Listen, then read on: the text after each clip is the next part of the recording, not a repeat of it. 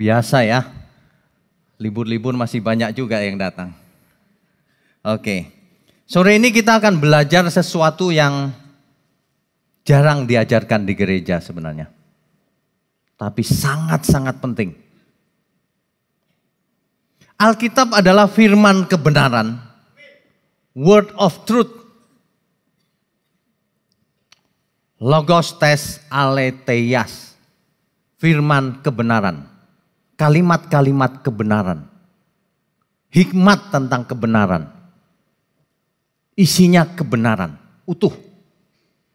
Kalau cuma potongan-potongan kebenaran ada di mana-mana.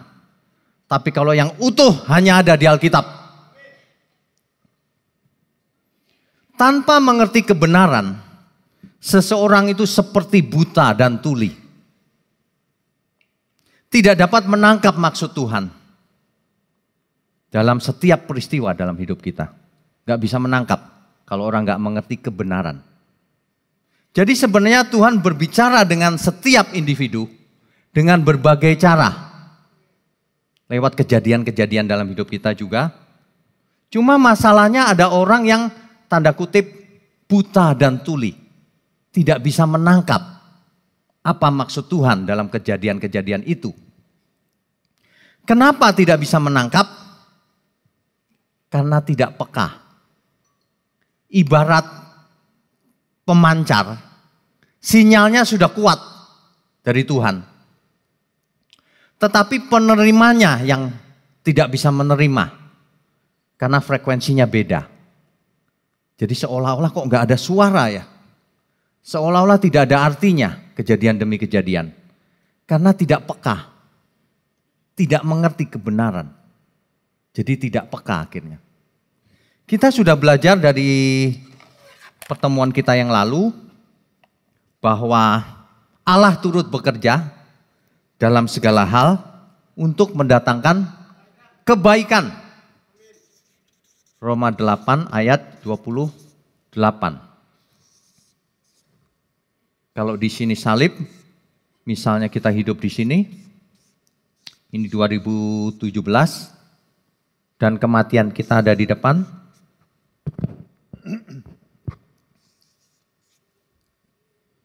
Maka setiap kejadian dalam hidup kita yang terjadi ini mendatangkan kebaikan. Tapi tidak bagi semua orang. Hanya bagi yang mengasihi Tuhan. Kenapa? Karena kalau seseorang mengasihi Tuhan, ia akan peka. Peka menangkap setiap kejadian ini. Manusia diperlukan peka supaya mengerti. Tanpa mengerti percuma. Sebab yang salib ini dikerjakan oleh Tuhan Yesus. Nanti ketika kedatangan Tuhan Yesus juga dikerjakan oleh Tuhan Yesus. Ya. Tetapi dalam hidup kita ini dikerjakan oleh kita dalam pertolongan Roh Kudus. Ingat, ini bagian kita dan pertolongan Roh Kudus. Kalau kita tidak lakukan bagian kita, maka percuma semuanya. Nah, banyak orang Kristen pandangannya begini, kalau jadi Kristen semuanya harus enak Pak, diborong oleh Tuhan semua. Ini salah. Banyak teologi yang salah. Akibatnya orang jadi Kristen sudah belasan tahun bahkan puluhan tahun tidak berubah dari dulu. Ini salah ini. Ada yang salah dengan ajarannya. Sebab tanpa kebenaran seseorang tidak dapat membedakan mana yang benar, mana yang salah. Tidak bisa membedakan mana yang baik, mana yang berkenan, dan mana yang sempurna. Tidak bisa mengenal kehendak Allah dengan benar. Padahal Alkitab berkata, kurang pengetahuan tentang Allah saja, kurang mengenal saja, binasa. Artinya tidak bisa mencapai target yang Tuhan targetkan. Nah ini bahaya ini. Makanya kalau di gereja, pendalaman Alkitab itu belajarnya ya Alkitab. Jangan di luar Alkitab. Malam ini kita akan belajar bagaimana membaca Alkitab dengan benar. Sebab banyak orang tidak diajari begitu. Makanya pengkhotbahnya sendiri bisa khotbahnya salah karena memelesetkan ayat. Tanpa mengerti kebenaran, seseorang tidak bisa dikembalikan ke rancangan mula-mula. Dengan cara apa dia bisa kembali? Kebenaran tidak dimengerti. Kalau kebenaran tidak bisa dimengerti oleh dirinya, ia tidak akan hidup benar di hadapan Tuhan. Karena nggak mengerti apa-apa. Kebenaran itu menyelamatkan. Dalam Roma 1 ayat 16, Roma 1 ayat 16, sebab Injil itu kekuatan Allah yang menyelamatkan. Injil itu kebenaran. Ya. Tanpa kebenaran yang utuh, maka seseorang maksimal hanya bisa jadi orang baik. Bisa jadi orang baik, bisa. Nggak mencuri, nggak berzina, bisa. Tapi mentoknya hanya sampai di sana, baik menurut manusia. Hanya beragama biasa. Hanya menahan hawa nafsu. Hanya bertarak istilahnya. Tidak mengalami perubahan. Tidak mengalami perubahan seperti yang Tuhan inginkan, yaitu perubahan kodrat. Manusia itu sebenarnya disetting Tuhan itu, kau harus cerdas, karena engkau anakku, engkau keturunan ilahi. Harus cerdas, bukan hidup dituntun oleh tulisan-tulisan, bukan. Bukan hidup dituntun oleh peraturan-peraturan tertulis, bukan. Yang ini boleh, yang itu tidak boleh. Tidak hanya itu. Kalau baru belajar itu bisa. Tapi target terakhir adalah menjadi manusia Allah. Ada amin enggak? Jadi manusia Allah. Supaya jadi manusia Allah digarap Tuhan oleh Roh Kudus, bersama Roh Kudus. Kita harus peka dalam segala peristiwa. Nah, supaya kepekaan ini tidak terjadi secara otomatis. Tidak ada orang yang tiba-tiba, saya jadi peka loh Pak, ngerti kebenaran. Gak ada yang tiba-tiba. Semua butuh proses. Dan semua harus diusahakan. Butuh perjuangan. Butuh perjuangan. Kalau tidak terjadi apa-apa. Tuhan menginginkan perubahan kodrat sebenarnya. Dari kodrat dosa menjadi kodrat ilahi. Jadi dari manusia duniawi menjadi manusia ilahi atau manusia surgawi. Alkitab berkata kau bukan berasal dari dunia ini. Jangan sifatnya duniawi. Kau berasal dari surga. Roh kita asalnya dari surga loh, ingat itu. Makanya jangan punya karakter duniawi. Karakter kita harus karakter surgawi. Itulah sebabnya Tuhan berkata begini. Dalam Yohanes 14 ayat 15. Yohanes 14 ayat 15. Bisa tolong ditampilkan?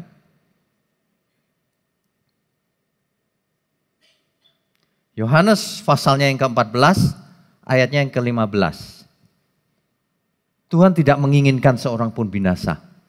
Makanya Tuhan berkata begini. Jikalau kamu mengasihi aku, kamu akan menuruti segala perintahku.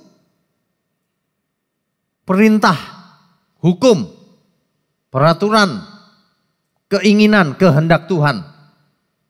Kamu akan menuruti semuanya kalau kamu mengasihi aku.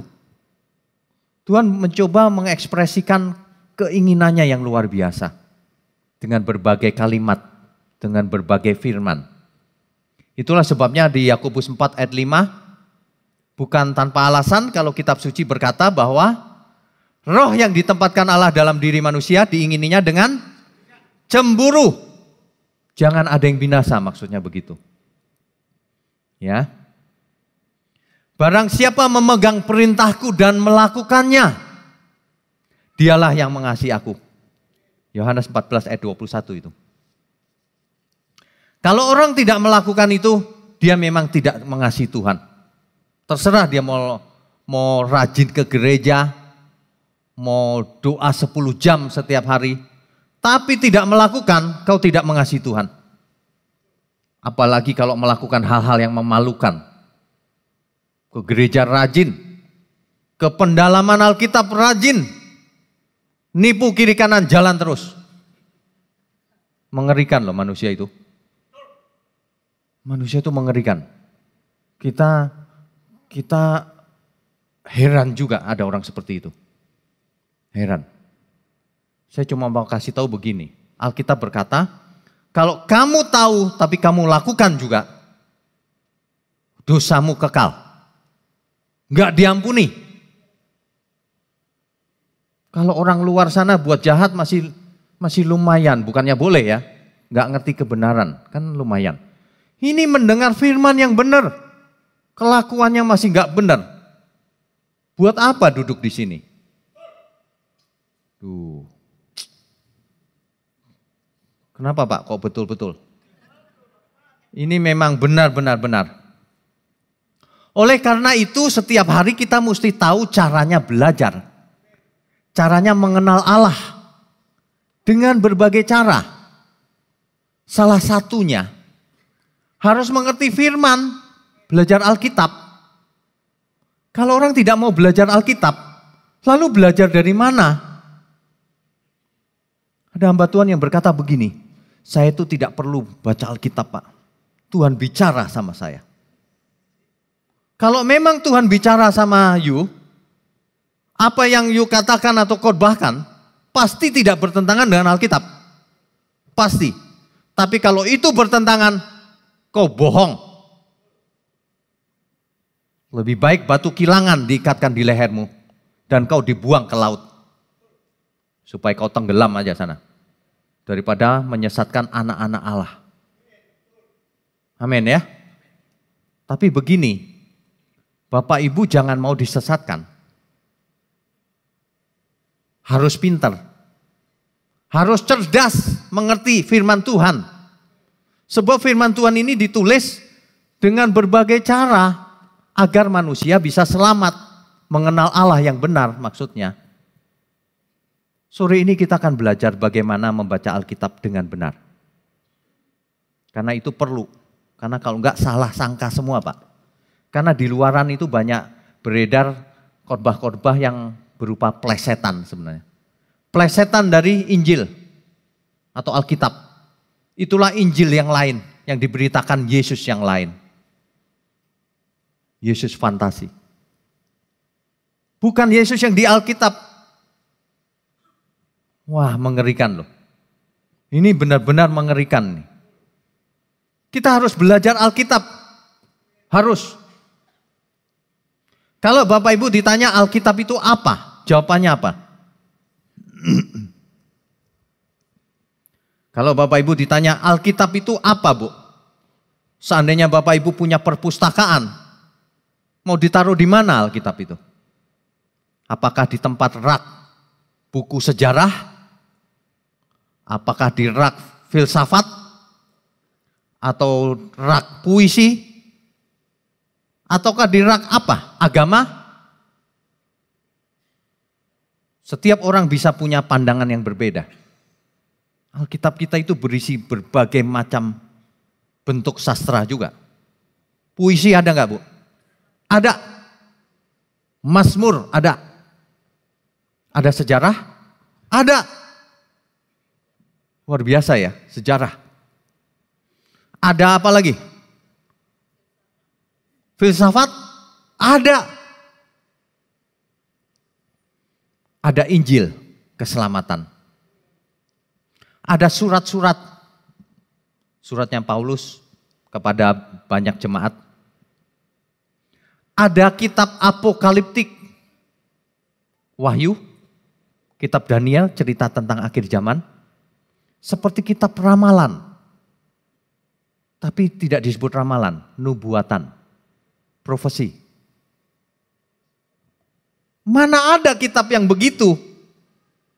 Kalau kita anggap enteng hari ini. Ada Pak di handphone saya? Ya ada di handphone, dibaca enggak?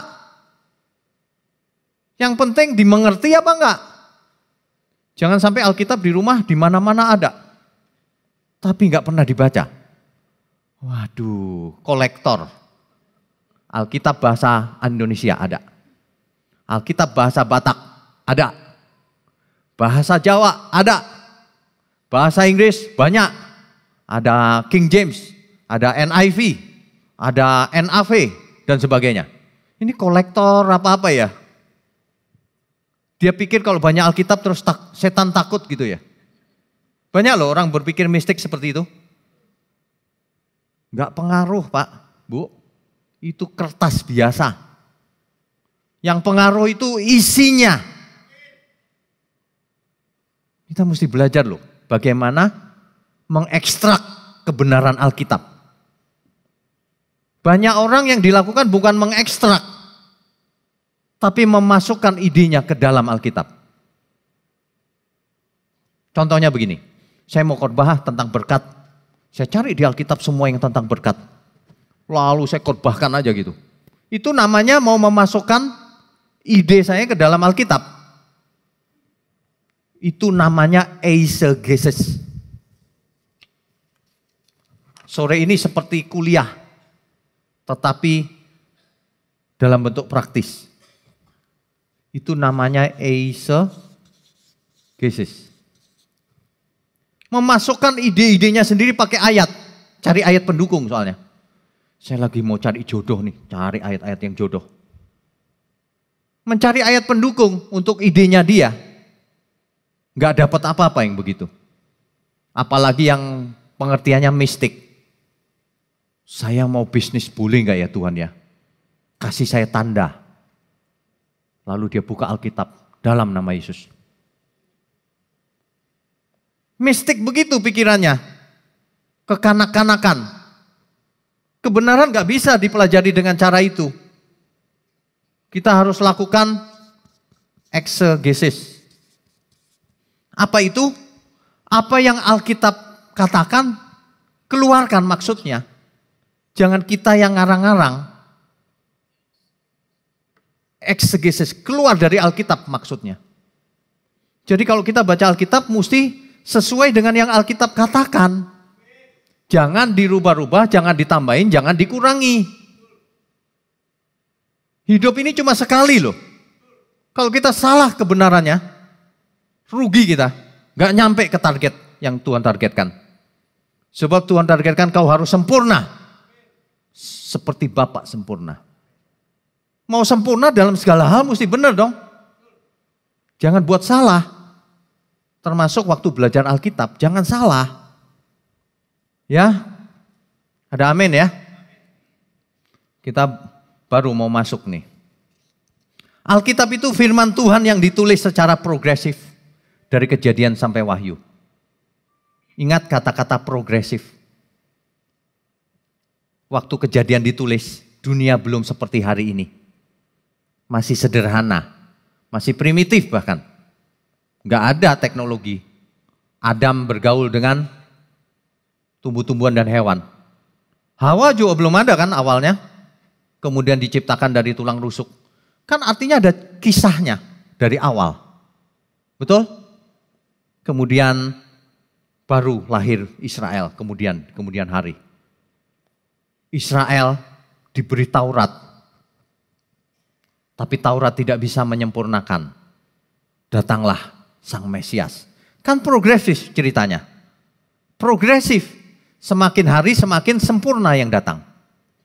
Akhirnya memuncak di Tuhan Yesus.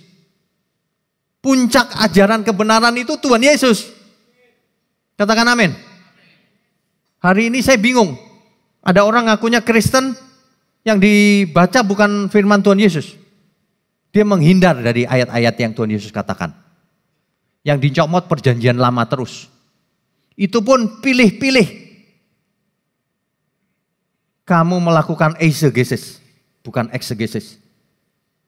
Yang dipilih ayat yang enak-enak. Nanti kalau ditegur bilangnya, itu kan firman Tuhan Pak. Itu kan juga firman Tuhan. Hari ini saya mau bongkar ini. Kita semua biar jemaat, tapi ngerti ilmunya. Jangan mau dibohongin. Sebab kita nggak bisa khotbah di terlalu banyak waktu, waktunya terbatas kan. Jemaatnya aja yang dibuat pintar. Jadi kalau dengar ini salah itu, ini salah itu. Bukan mau menghakimi, tapi membedakan roh. Kita harus bisa membedakan loh, mana yang benar, mana yang salah. Kalau enggak gampang tertipu. oleh dunia ini. Tertipu oleh Injil yang lain, Yesus yang lain. Nah, jadi cara memahaminya harus benar. Nah, ini yang mesti dicatat. Yang pertama, ada firman yang berlaku hanya di zaman itu dan hanya berlaku untuk orang itu. Ingat itu. Jadi yang pertama, ada firman yang berlakunya. Di Alkitab itu tidak semuanya berlaku sampai hari ini loh. Jangan ngomong begini, itu firman Tuhan Pak. Mesti cerdas. Ada firman yang berlakunya hanya di zaman itu. Dan pada orang itu, manusia itu. Di hari itu yang dituju oleh Tuhan. Contohnya apa? Kita mesti pakai contoh biar jelas. Contohnya Kejadian 6 ayat 13 sampai 22. Nanti dibaca di rumah aja. Contohnya Kejadian 6 ayat 13 sampai 22. Ini contohnya ini. Jadi Bapak Ibu bisa melakukan pendalaman Alkitab sendiri di rumah. Bisa. Asal tahu cara bacanya. Ini contohnya. Nuh diperintah Allah untuk membuat bahtera. Ini cerita tentang Nuh. Nuh diperintah Allah untuk membuat bahtera. Itu firman Tuhan bukan? Untuk siapa? Untuk Nuh. Untuk kita bukan? Yakin? Untuk kita bukan? Bisa. Kalau bisa nanti bikin bahtera Bu pulang. Itu kan dalam rangka rencananya Tuhan mau memusnahkan manusia yang semakin jahat. Hari itu memusnahkannya dengan air bah. Makanya bicaranya dengan Nuh. Nah itu tidak boleh diartikan, waduh kalau gitu saya mesti bikin bahtera nih. Enggak boleh, itu hanya untuk Nuh. Di zaman itu. Jelas ya? Jangan bilang, tapi itu firman Tuhan juga Pak. Saya mau bikin bahtera ya terserah situ sih. Terserah situ kalau mau bikin bahtera. Tapi ini Tuhan ngomong dengan Nuh. Contoh lain lagi. Keluaran 14 ayat 16.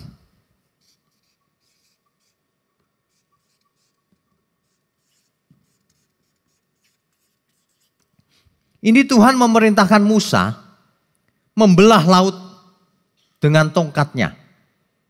Membelah laut dengan tongkatnya. Apakah firman ini bisa dikenakan ke kita?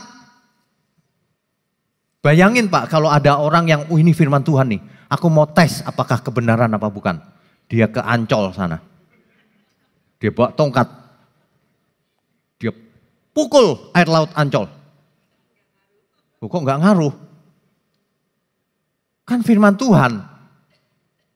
Firman Tuhan itu ngomong sama Musa bro. Sis. Nangkap ya. Jadi jangan pernah lagi alasannya sekarang itu firman Tuhan. Nanti dulu. Nanti dulu. Firman Tuhan itu berlaku buat siapa? Hari ini kalau baca Alkitab harus mulai cerdas. Cek dulu. Firman Tuhan itu untuk siapa? Berlaku juga untuk kita atau enggak? Atau itu kasus khusus? Kasus khusus hari itu, zaman itu. Ini poin pertama. Ada firman yang hanya berlaku hari itu, zaman itu. Jadi kalau ada orang yang khotbahnya begini, saya nggak tahu ada apa enggak. Kadang-kadang suka ada loh. Saya pakai tongkat Musa untuk memukul batu-batu kutuk supaya berkat dicurahkan. Ngawur nggak karu-karuan gitu. Itu ngawur nggak karu-karuan loh. Tapi jemaatnya amin. Kedengaran berkat langsung amin aja. Padahal ngawur itu. Kalau baca Alkitab jangan ngawur loh ya. Saya peringatkan itu pengkhotbah-pengkhotbah pembicara, jaga mulutmu. Kalau kamu mau ngomong sembarangan jangan pakai ayat Alkitab. Itu kau perkosa ayat Alkitab artinya. Alkitab nggak ngomong begitu. Diartikan suka-suka. Duh, banyak penyesatan loh di dunia ini. Poin kedua.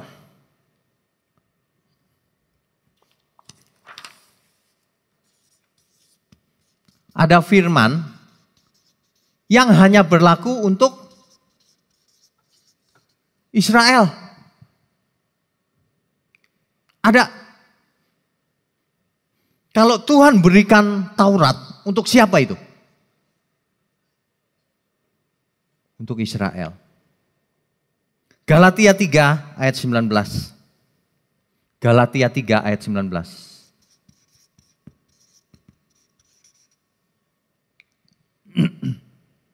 Bisa ditampilkan Galatia 3 ayat 19.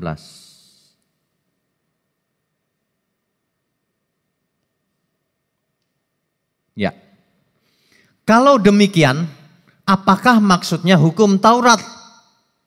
Ia ditambahkan oleh karena pelanggaran-pelanggaran sampai datang keturunan yang dimaksud oleh janji itu. Jadi Taurat ditambahkan sampai kapan? Sampai datang keturunan yang dimaksud oleh janji itu. Sampai Tuhan Yesus datang maksudnya. Jadi Taurat diberikan khusus ke Israel. Meskipun ada orang mau ikut boleh, tapi dikhususkan Israel sebenarnya. Sampai Tuhan Yesus datang. Jadi hari ini kalau ada orang Kristen hidup menurut Taurat, itu bukan Kristen. Itu agama Yahudi. Itu agama Musa, agama Yudaisme. Hari ini banyak sekali pengkhotbah mencomot ayat-ayat Alkitab dari Perjanjian Lama yang konteksnya bukan untuk hari ini. Itu untuk Israel. Nggak ngerti dia. Nggak mengerti. Akibatnya jemaatnya juga sesat. Jemaatnya nggak ada kemajuan rohaninya. Contoh lain, Galatia 3 ayat 24. Saya kasih koma aja deh, 24. Galatia 3 ayat 24.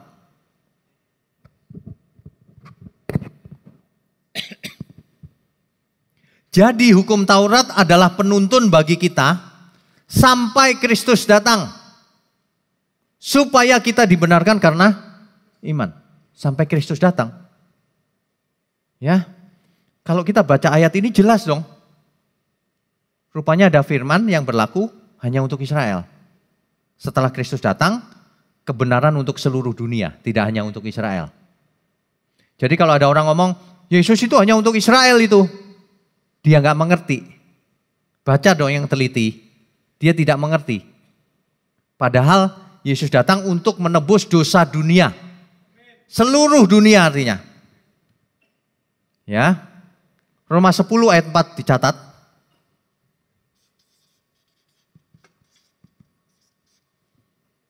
Roma 10 ayat 4. Kristus adalah kegenapan hukum Taurat. Kalau bahasa dari King James disebut end of the law. Berakhirnya hukum itu. Ketika Kristus datang, masa Taurat berakhir. Karena sudah digenapi. Dalam King James disebut end of the law. Berakhirnya Taurat. Kegenapan hukum Taurat. Sehingga kebenaran diperoleh tiap-tiap orang yang percaya. Kalau pakai Taurat nggak bisa didapat kebenaran yang utuh. Dan nggak semua orang. Tapi Tuhan datang dengan kasih karunia. Semua manusia diundang untuk datang kepadanya. Ya. Jadi kalau kita baca Alkitab, ingat ada perjanjian lama, ada perjanjian baru. Kalau kita perhatikan perjanjian lama, namanya aja lama. Ada perjanjian baru. Yang mana yang lebih baru? Perjanjian baru. Artinya apa baru? Menyempurnakan yang lama atau menggantikan. Menggantikan tadi marahin orang saya ngomong menggantikan. Bukan dibuang maksudnya. Tuhan berkata, darahku, darah perjanjian baru. Ada perjanjian yang lebih baru. Sebab yang lama tidak bisa menyempurnakan. Tuhan mau kita semua sempurna. Nah, makanya itu ada penyempurnaan. Rupanya Alkitab kita itu dari Kejadian terus progresif. Terus progresif, akhirnya memuncak ketika Tuhan Yesus datang. Nah, dari situ kita sudah jelas ya. Sudah jelas tuh. Mestinya kita belajar sama siapa? Belajar jangan sama nabi-nabi. Belajar sama Tuhan Yesus. Fokusnya itu ke sana. Kalau enggak ya jangan ngaku Kristen. Jelas loh. Banyak orang itu nyomotin perjanjian lama. Yang kata-kata Tuhan Yesus enggak berani ngomong dia. Sebab kalau Tuhan ngomong tidak sesuai harapan dia. Kalau kau tidak melepaskan segala milikmu, tak dapat jadi muridku. Enggak bisa ngomong dia. Dia ngomongnya gini, kekayaan bangsa-bangsa diberikan kepadamu. Wah, yang miskin jadi kaya. Berkat terima, terima. Wah, yang gitu-gitu. Bagaimana manusia bisa mengerti kebenaran kalau digituin? Tidak sesuai Alkitab. Semangatnya Kristus itu beda, enggak begitu. Kristus itu semangatnya, kau ikut aku, hitung dulu anggarannya. Sudah siap belum? Lepaskan segala milikmu. Itu Kristus.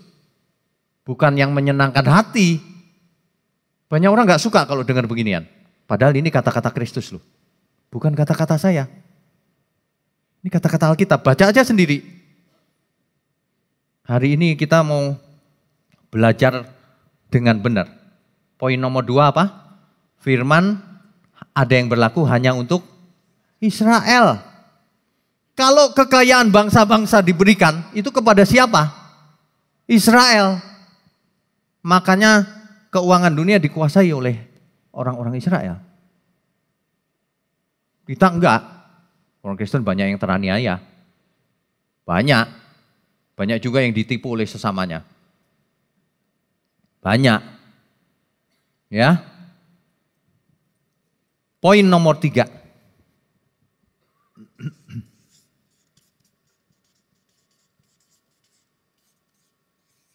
Ada firman yang berlaku selamanya.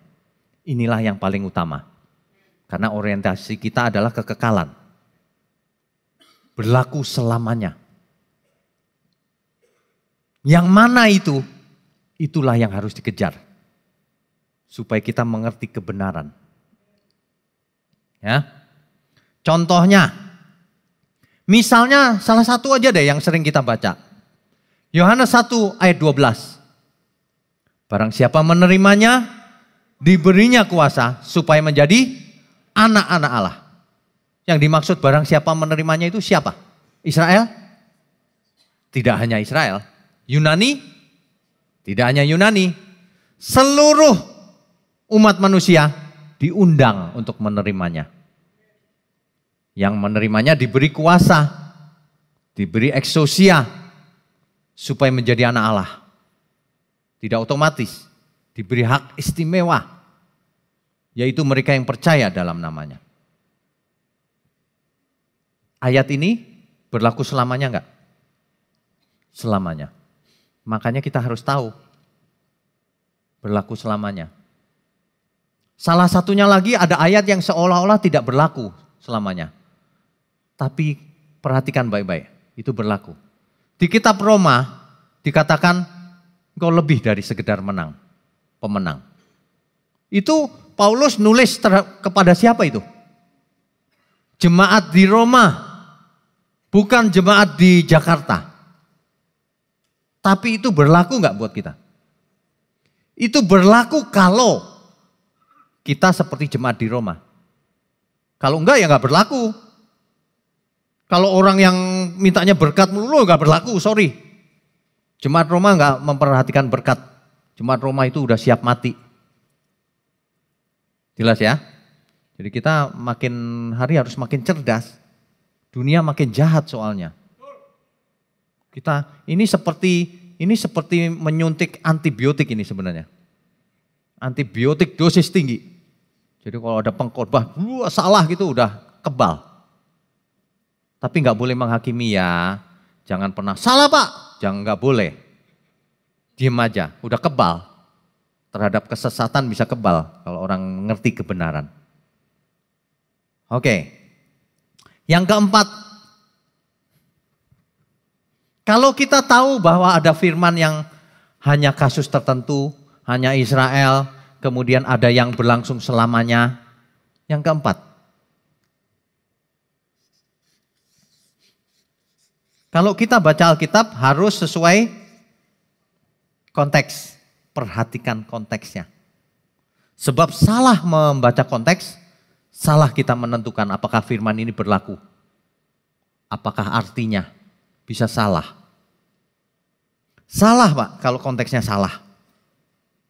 Bisa enggak konteksnya salah? Sangat bisa. Contoh, ini jangan marah ya yang dengerin channel ini. Ini kan ada di YouTube juga soalnya. Ini Bapak Ibu tolong berbesar hati. Kalau memang salah, belajar. Karena saya juga belajar. Contohnya Maleaki, ayat favorit banyak orang. Maleaki 3 ayat 10. Coba kita baca. Maleaki 3 ayat 10. Oh favorit bener yang beginian. Doyan orang.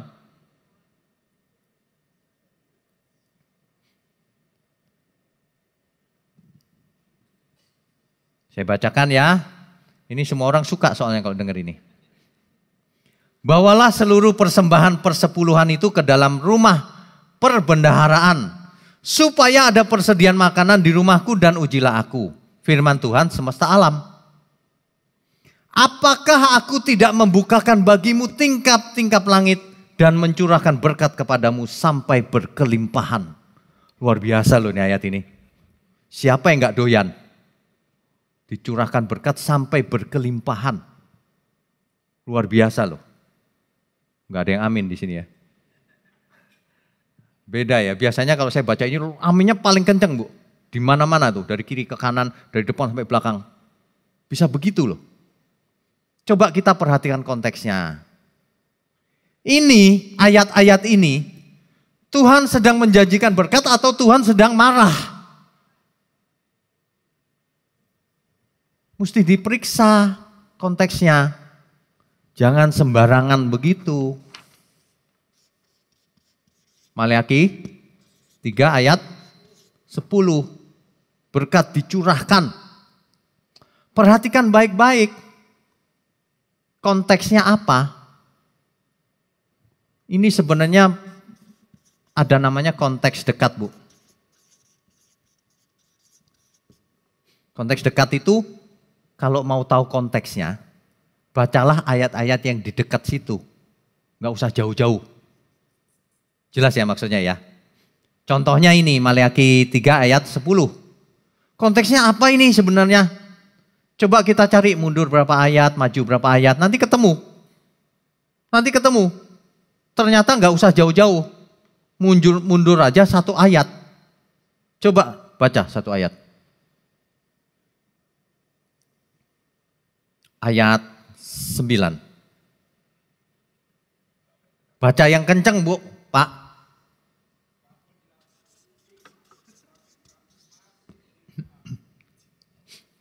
Kamu telah kena kutuk, tetapi kamu masih menipu aku, ya kamu seluruh bangsa.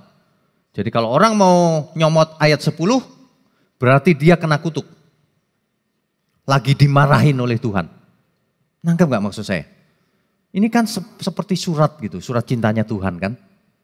Ini ada kasus nih, aku lagi marah, aku marahin dia. Bangsa itu kena kutuk memang, nipu aku. Sama orang Jakarta, ayat 10-nya diambil. Mantep kan? Dia nggak tahu Tuhan lagi marah-marah. Jelas ya maksudnya ya. Hari ini mesti pintar. Jangan main comot ayat 1 ayat. Periksa konteks dekat, konteks dekatnya dulu. Mundur berapa ayat kalau perlu dari ayat 1. Kalau perlu dari ayat 1 sampai akhir. Nanti ketemu. Sebab banyak firman ditulis, tiba-tiba di tengah-tengah itu ada begini. Itu apa? Bisa begitu loh. Kalau mau tahu baca dari depan, itu apa? Nanti ketahuan itunya. Nangkep ya? Jangan dibayangin gini itu jodohku itu. Itu namanya kau keinginanmu yang kau pakai untuk menerjemahkan Alkitab. Makanya gak karu-karuan begitu jadinya. Makanya orang Kristen banyak keinginan. Malu-maluin, tau gak? Bukannya gak punya keinginan, ya Tuhan.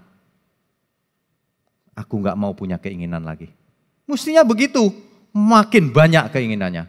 Sebab ya itu, gak sesuai konteks. Ya, Maliaki 3 ayat 10 tahu ya, Tuhan lagi marah-marah, jangan dipakai.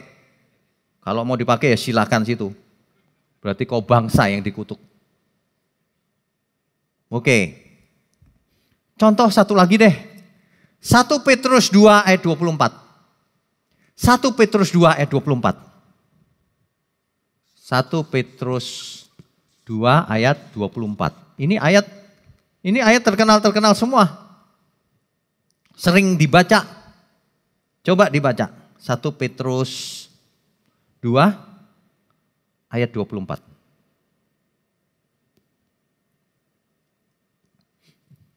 Saya bacakan ya.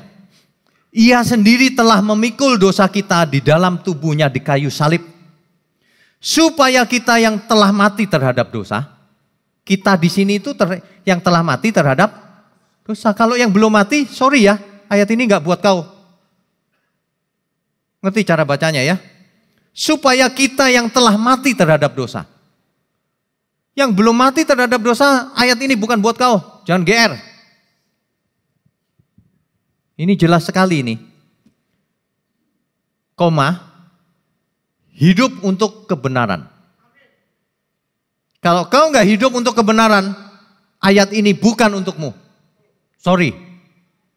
Jangan GR-GRan. Percuma GR. Nggak bakalan selamat. Baca yang benar. Nah, barulah kalimatnya berikutnya ini. Oleh bilur-bilurnya kamu sudah sembuh. Wah, itu diaminin banyak orang tuh. Oleh bilur-bilurnya kamu telah sembuh. Amin. Kalau lagi KKR, ayat ini sering dipakai. Oleh bilur-bilurnya kamu sudah sembuh. Yang mati terhadap dosa nggak ditulis tuh. Yang hidup untuk kebenaran nggak ditulis itu. Yang ditulis cuma oleh bilur-bilurnya kamu sudah sembuh. Yang sakit datanglah. Yang kanker, diabetes, apa. Jadi maksudnya sembuh dari itu. Kan seolah-olah itu sembuh dari penyakit-penyakit itu kan. Yang gak punya jodoh, oleh bilur-bilurnya kau punya jodoh. Oh, yang ngontrak rumah punya rumah katanya. Aduh, ini capek deh. Kita kalau lihat gitu ya, aduh kok begitu ya. Apa dia gak pernah baca Alkitab? Kita itu curiga loh lama-lama. Jangan-jangan orang-orang itu gak pernah baca Alkitab loh. Padahal itu ada di konteks dekat. Dia nggak nangkep loh. Berarti nggak pernah baca Alkitab itu orang-orang ini. Heran ya, KKR besar-besaran, pendeta besar. Nggak pernah baca Alkitab faktanya. Coba ini dicek konteks dekatnya. Ternyata konteks dekatnya ayat berikutnya lagi. Ayat 25. Saya bacakan ya. Sebab dahulu kamu sesat seperti domba. Jadi kalau disambung kalimatnya begini. Oleh bilur-bilurnya kamu sudah sembuh. Sebab dulu kamu sesat. Sembuh dari apa? Kesesatan. Kok sembuhnya dari penyakit? Sembuh dari sakit gigi Pak. Waduh. Gak karu-karuan nih. Firman Tuhan dipermainkan. Para pengkhotbah cepetan bertobat. Sebab Tuhan tidak menyayangkan orang-orang yang sesat. Yang tidak mau bertobat. Cabang yang asli aja dipotong sama Tuhan. Umat pilihan Israel. Kalau enggak benar. Apalagi cabang-cabang liar. Ada amin ya. Ini sore ini mudah-mudahan ini menjadi perubahan hidup loh. Cara baca Alkitab. Jangan suka-suka sendiri. Sekarang pasti Bapak Ibu kalau baca Alkitab nanti pulang coba. Cari ayat yang agak sulit Bu. Saya mau analisis. Wah. Konteks dekat. Ini maksudnya apa ini? Gitu. Wah. Mantap ya Bu. Oke. Jadi tapi bisa begini Bu. Dibaca konteks dekatnya. Kok nggak ada juga. Wah, ternyata ada yang namanya konteks jauh. Nah, jauhnya berapa kilo? Ternyata ada konteks yang konteks jauh. Konteks jauh maksudnya apa? Ternyata ada di pasal lain, bukan di pasal itu. Saya mau kasih tahu begini Bapak Ibu. Alkitab itu aslinya tidak ada pasal, tidak ada ayat. Nyambung terus. Jadi jangan pernah terpengaruh oleh ayat, pasal, dan tema yang diberikan itu di Alkitab itu. Itu tambahan. Jadi kalau mau tahu konteks jauhnya, pindah pasal. Pasal sebelumnya atau pasal sesudahnya. Bahkan bisa beberapa pasal sebelumnya. Nanti ketemu pasti. Pasti ketemu Pak, pasti. Kalau cuman beda pasal, masih lumayan. Ternyata beda pasal nggak terlalu jelas. Misal, Paulus nulisnya sulit. Kalau Paulus sulit kan masih ada Yohanes.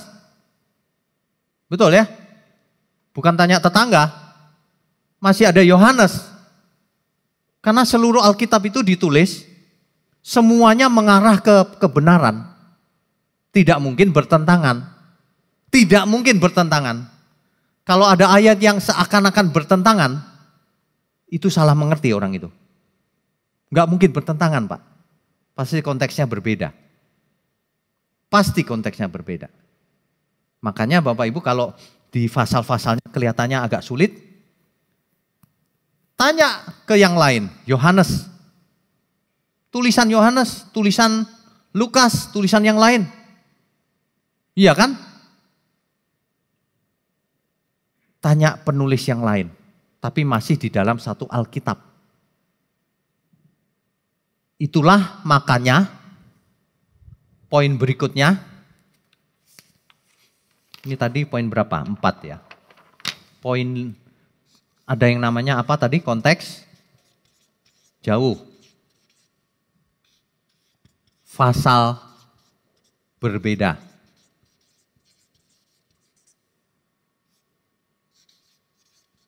Penulis berbeda bisa juga. Tetapi masih satu Alkitab. Jangan pernah mencari di kitab-kitab yang lain. Saya berikan PA di Pantai Indah Kapuk.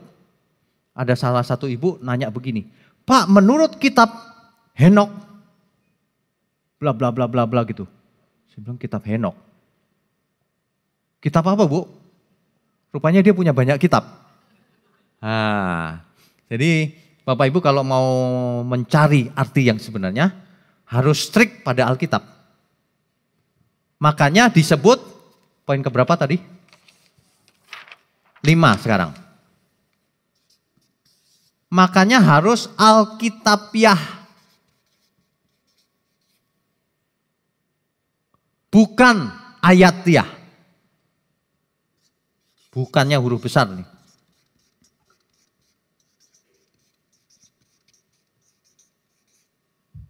Bukan ayatiah. Nangkap ya maksud saya ya. Contoh yang tadi itu, Maleakhi 3 ayat 10 itu ayatiah itu. Jadi dia baca ayat itu, tingkap langit dibukakan, terus dia suka-suka sendiri. Asik juga ya, Tuhan kita Tuhan yang luar biasa. Tingkap langit aja dibuka loh. Kok tingkap langit dibuka ada emas berapa ton, bruk itu mati kita. Suka-suka sendiri pikirannya.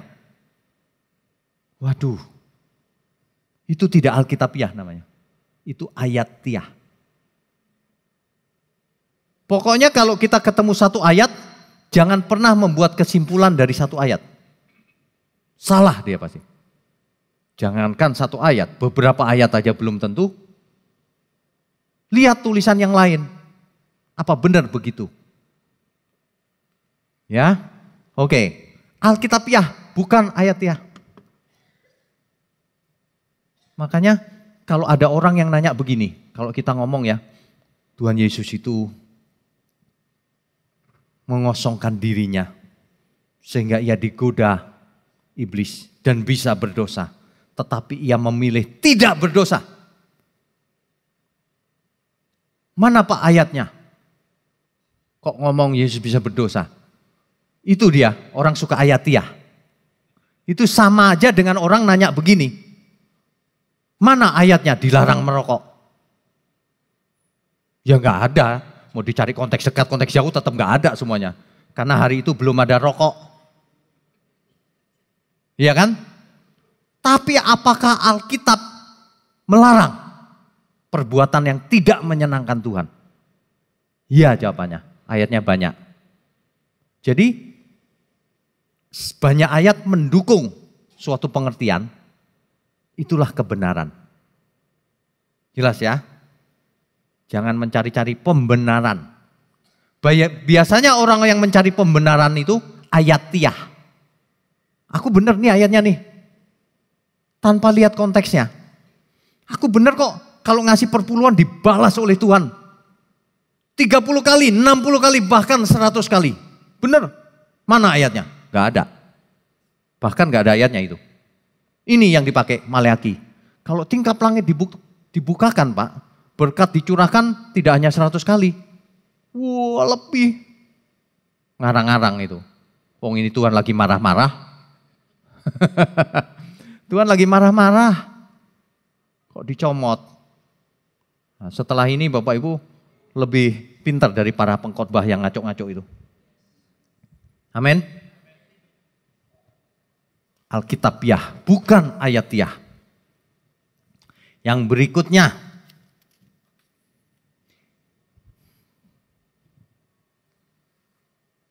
6. Tadi sebenarnya saya sudah sebut tadi, nggak apa-apa. Eksegesis bukan eisegesis. Sudah tahu ya, eksegesis itu apa kata Alkitab, kita ambil, kita mengerti. Maleaki tadi adalah Tuhan sedang marah. Oh Tuhan sedang marah, aku takut. Bayangin kalau Tuhan ngomong, kau terkutuk. Waduh, kita takut loh. Berani ngambil ayatnya. Itu pasti eisegesis.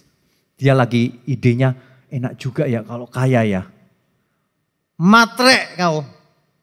Dengan pikiran yang matre, baca Maleaki 3:10. Klop. Cun. Klop. Jadilah seperti itu. Kalau pikiran yang nggak matre, apalagi ketemu ayat 9-nya. Waduh, aku nggak berani pakai ayat itu. Ya iyalah, Tuhan lagi marah. Jelas ya maksudnya ya. Jadi eksegesis, bukan eisegesis. Wah, jamnya sudah terus ya. Ya. Nah, contoh sederhana satu lagi. Bahwa kita baca Alkitab itu ditentukan oleh mindset. Mindset yang salah menggiring orang kepada kesalahan. Contohnya, Yohanes 10 ayat 10. Aku datang memberi hidup, hidup dalam kelimpahan. Itu teks aslinya perison, Pak. Perison itu kalau kita lihat kamus ada dua artinya. Satu, very high in numbers. Sangat tinggi jumlahnya. Jumlahnya banyak maksudnya. Jumlah, quantity. Quantity-nya banyak. Yang kedua menurut kamus, very high in quality. Kualitasnya sangat tinggi. Mau pilih yang mana? Mau pilih yang mana? Kalau orang yang matre, asik jumlahnya banyak aku hidupnya. Kaya raya maksudnya Bu. Itu matre. Kalau orang yang Alkitabiah, Tuhan itu pernah gak ya menjanjikan kita pasti kaya raya di bumi? Gak pernah. Yang Tuhan janjikan adalah hidupmu. Hidup itu. Hidup itu apa artinya? Baca konteks jauhnya. Apa yang dimaksud hidup oleh Tuhan? Bukan kekayaan duniawi. Pikiran kalau matre memang semua ayat jadi matre memang. Tuhan memberkati aku pada waktu aku tidur. Wah asik loh. Matre memang. Semua harus diartikan sesuai dengan konteks apa kata Alkitab itu mestinya. Jangan matre. Ya. Oke. Nah, saya cuma mau ngomong begini. Waktu yang kita punya itu kan terbatas. Umur kita itu terbatas. Alkitab itu panjang loh.